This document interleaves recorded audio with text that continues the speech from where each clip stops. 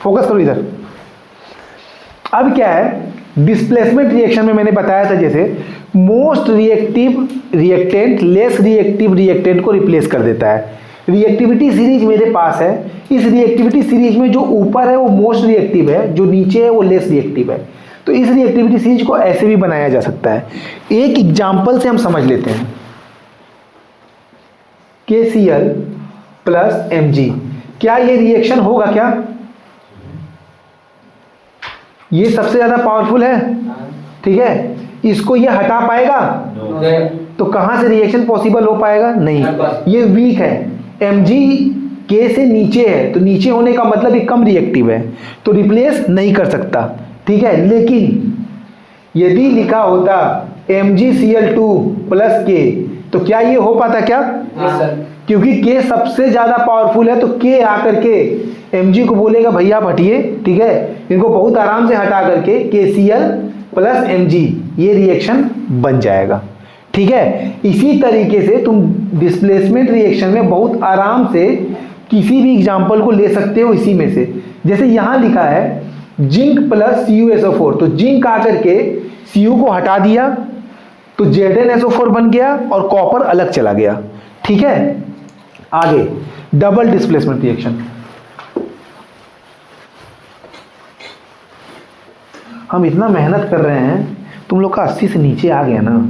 ठीक है, हम बता रहे हैं जैसे बकरी को काटा जाता है ना, कसाई वाला जो काटता है वो कोई 80 से कम नहीं आना चाहिए किसी का। क्या 100 में से नहीं, परसेंटेज बोल रहे हैं बेवकूफ। ठीक है, वो कभी नहीं आएगा ना, तो समझ लेना जो तुम्हारे सपने में कसाई आएगा वो हम ही है। ठीक है, और बकायदे विधिवत वो गड़ासा लेके आएंगे बड़ा वाला। ठीक है, अरे वो कट जाएगा, एडिट हो जाएगा। ठीक है, अच्छा अब सेकंड पे आते हैं, डबल डिस्प्लेसमेंट रिएक्शन।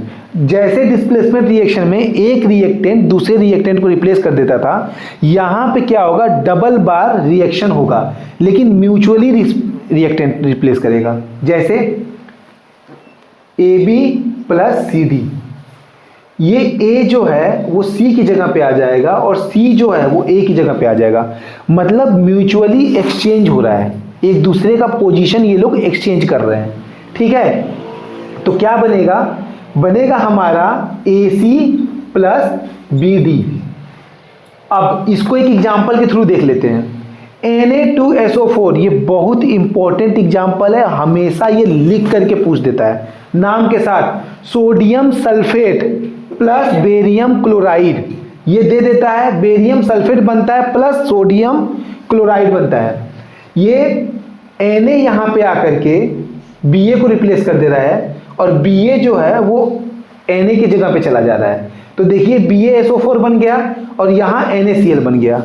अब जब ये रिएक्शन लिखा गया है तो ये बैलेंस रिएक्शन लिखा गया है ऑलरेडी, लेकिन आपको एग्जाम में इसका अनबैलेंस रिएक्शन लिख सकता है। ठीक है, तो आपको देखना है कि यहाँ Na कितना है 2, SO4 कितना है 1, यहाँ Ba कितना है 1, Cl कितना है 2, यहाँ Ba 1, SO4 1, और यहाँ पे दिख रहा है कि Na और Cl दोनों हैं 2-2, तो ये ऑलरेडी बैलेंस्ड है। अनबैलेंस बहुत बार पूछा है प्रीवियस ईयर में, तो आप बैलेंस कर सकते हैं इसको। पांचवा रिएक्शन,